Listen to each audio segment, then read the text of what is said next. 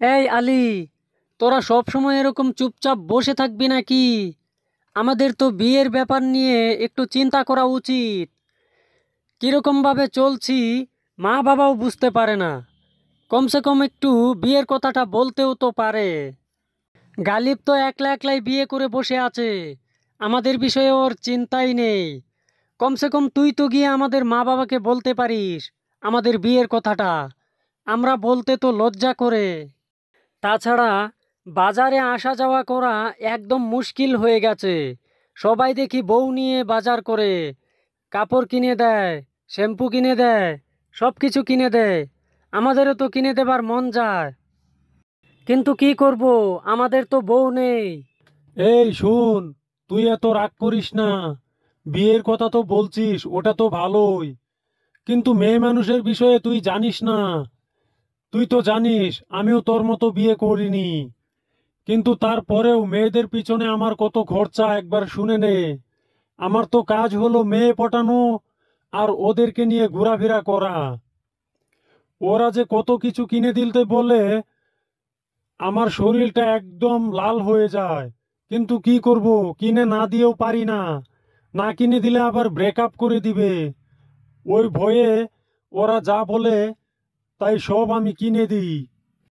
মেয়েরা হলো কিংকুবরা সাপের চেয়েও আরো বিষাক্ত। ওরা যে কখন চোট করবে তুই টের পাবি না। তাছাড়া আমার ওগুলো অভ্যেস হয়ে গেছে। ওই জন্য বিয়েটা একটু দেরিতেই কর, তোর জন্যই ভালো হবে। এ আলী, তুই এটা কি বললি রে? মেয়ে মানুষদেরকে কিংকুবরা সাপ বললি?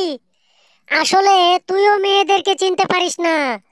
আসল কথাটা আমি বলছি, এবার ভালো করে শুন। আমি তো বিয়ে করেছি। মেয়ে মানুষের ব্যাপারে কিছু জানতে হলে আমাকে জিজ্ঞেস করবি। আসলে ওরা কিংকুবরা সাপ নয়। এই পুরো বিশ্ব ব্রহ্মাণ্ডর ভিতরে কোন জিনিসটা সবচেয়ে বেশি বিষাক্ত, ওটার নামেই হলো মেয়ে মানুষ। তোরা বিয়ে করিসনি, অনেক সুখে আছিস। এই বিপদ বাড়িতে ডেকে আনিস না, খবরদার। বিয়ের আগেও তো আমার বউ আমাকে জানু জানু করে ডাকতো, কিন্তু এখন বিয়ে হয়ে গেছে, সকালে উঠে যদি ওর কাপড়গুলো ধুয়ে না দেই তাহলে নাকি ওর বাপের বাড়ি চলে যাবে, আমাকে ধমকি দেয়। আবার কোনো জায়গায় বেড়াতে গেলে ওর ব্যাগ আবার আমার ছেলেকে আমার কুলেই নিতে হয়।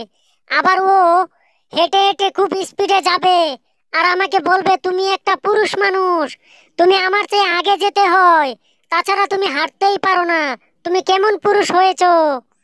কোনো জায়গায় যদি বেড়াতে যায় তাহলে ওদের রেডি হওয়া দেখলে তো মরা মানুষ জিন্দা হয়ে যাবে, আর আমি তো জ্যান্ত একটা মানুষ, আমার কিরকম লাগবে? তাই আমি তোদের ভালোর জন্য বলছি, খবরদার আমার সামনে কেউ বিয়ের নাম নিবি না।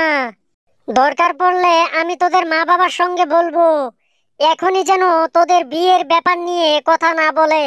আরো অনেক অনেক অনেক অনেক দেরি আছে তোদের বিয়ের।